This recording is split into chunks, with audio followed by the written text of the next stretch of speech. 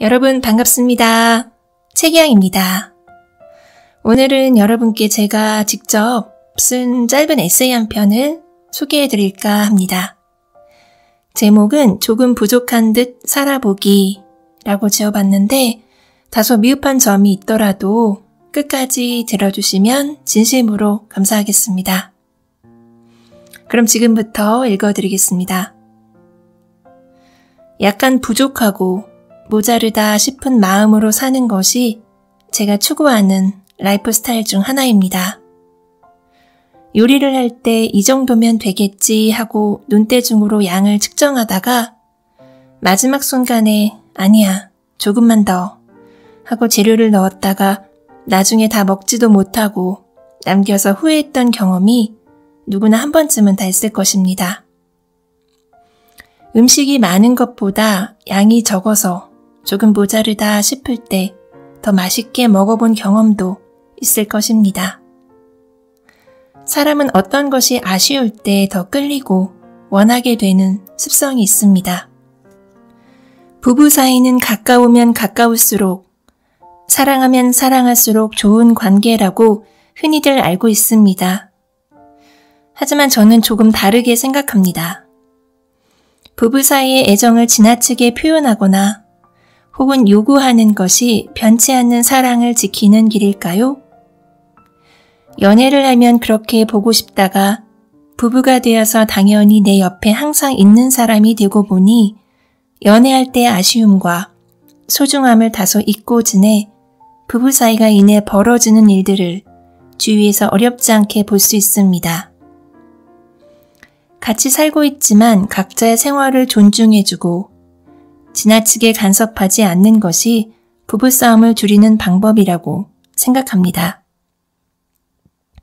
대화를 하고 싶어도 조금 부족하게 하다가 끝내고 같이 있는 시간도 살짝 아쉬울 정도로 적당히 붙어 있어야 또 다음에 함께할 시간을 기다리게 되지 않을까요? 자녀들이 하라는 공부는 안 하고 하루 종일 게임을 하고 TV만 보고 있다면 아이가 알아들을 때까지 계속 잔소리를 하는 것이 좋을까요? 계속 잔소리를 하면 아이가 자기 자신이 잘못하고 있다는 것을 깨닫다가도 반성이 점점 불만과 짜증으로 변질될 수 있습니다. 부모는 자녀의 잘못을 지적해 줄 때 짧고 간단하게 끝내는 것이 좋습니다. 잔소리가 길어지면 쓸데없이 부모의 한탄 섞인 푸념이 이어질 수 있으므로 아이의 잘못된 행동을 바로잡아주는 이야기만 하면 될 것입니다. 저의 이야기를 2가지 들려드리겠습니다. 10여 년 전 정도 되었을까요? 미니멀리즘에 관한 책을 읽고 미친 듯이 미니멀리즘에 빠져버리게 되었습니다. 제 성격상 무엇에 한번 빠지면 성에 찰 때까지 그것을 해봐야 직성이 풀리는 탓에 지금까지 계속해서 집의 인테리어나 인간관계, 그리고 생활 전반에 걸쳐 뭐든지 단순화하는 생활을 하고 있습니다. 미니멀을 실천함으로써 여러 가지 이득을 본 것은 분명한 사실이지만 반면 미니멀리즘의 부작용을 겪은 것도 사실입니다.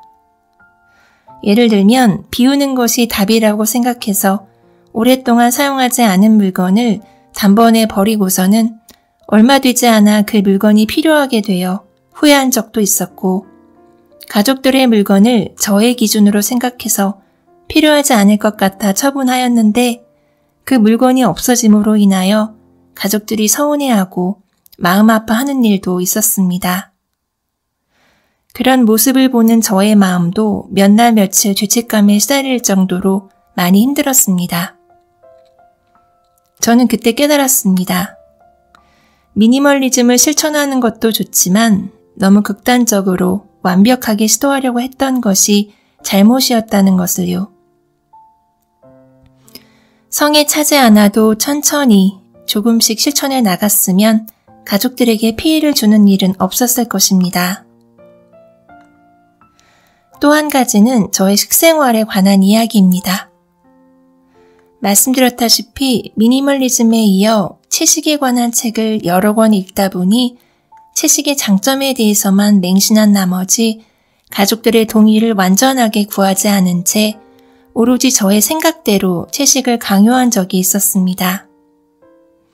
물론 저는 가족들을 누구보다 사랑하기 때문에 가족들의 건강을 생각해서 그렇게 하는 것이 옳다고 믿어 식단을 거의 채식으로 바꾸게 되었습니다.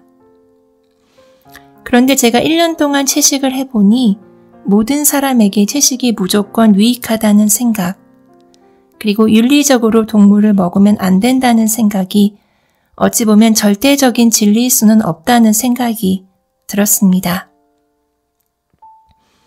더군다나 태어나서 이제까지 고기를 먹어온 가족들에게 어느 순간 갑자기 고기를 먹지 않는 것이 좋다고 설득해서 완벽한 채식을 실천하는 것이 과연 합당한 일일까요? 이것은 제가 지나친 것은 모자란 것보다 못하다는 말을 상기하지 못하고 저의 주장만을 가족에게 강요했었던 아주 부끄러웠던 행동이었습니다.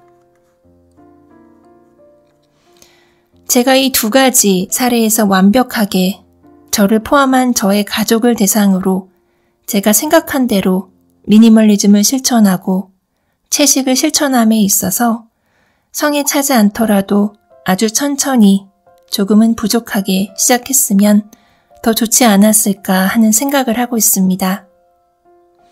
지나치면 오히려 반감을 불러일으킨다는 것은 누구나 다 알고 있지만 생활 속에서 실천하기는 그리 쉽지 않았습니다. 저는 평범한 회사원입니다. 사람들에게는 평범한 회사원이라고 이야기를 하고 다녔지만 저는 사실 평범하지 않고 뛰어나고 완벽한 사람이 되고 싶었던 것 같습니다. 못하는 것을 못한다고 하고 내가 할 수 있는 것만 잘 해내면 회사 생활이 그토록 고단한 것일까요? 물론 자기의 역량을 키우기 위해 내 능력 밖의 일에 대해서 도전을 해서 그것을 이루어냈을 때 성취감은 이루 말할 수 없겠지만 언제까지나 그렇게 나의 능력 밖의 일에 도전을 하면서 완벽한 인생을 살아갈 수 있을까 하는 생각이 듭니다. 또한 그렇게 모든 일을 잘하는 사람으로 인식이 되다 보면 실패할 것에 대한 두려움 때문에 항상 스트레스에 시달리거나 원하지 않게 주위 사람들의 눈을 의식해서 거짓된 삶을 살아갈 가능성이 있습니다. 그렇기 때문에 내가 할 수 있는 만큼 그리고 내가 할 수 있는 것보다 조금 부족하게 목표를 세워 그것을 충실하게 채워나간다면 그것을 달성하기 쉽기 때문에 만족감이 크고 목표한 만큼 이루는 것은 그다지 어렵지 않을 것입니다. 그렇게 작은 목표를 하나씩 채워나가다 보면 어느새인가 자신감이 붙을 것이고 나도 모르게 조금씩 큰 목표를 세워나가고 그것을 이루어내고 있는 나 자신을 발견할 수 있을 것입니다. 부족한 것보다는 완벽하게 잘하는 것이, 조금만 먹기보다는 많이 먹는 것이, 작은 목표보다는 큰 목표를 세우는 것이 과연 나를 위해서 잘하는 일인지 생각해 보게 됩니다. 공부든 일이든 무리하게 하다 보면 분명 탈이 납니다.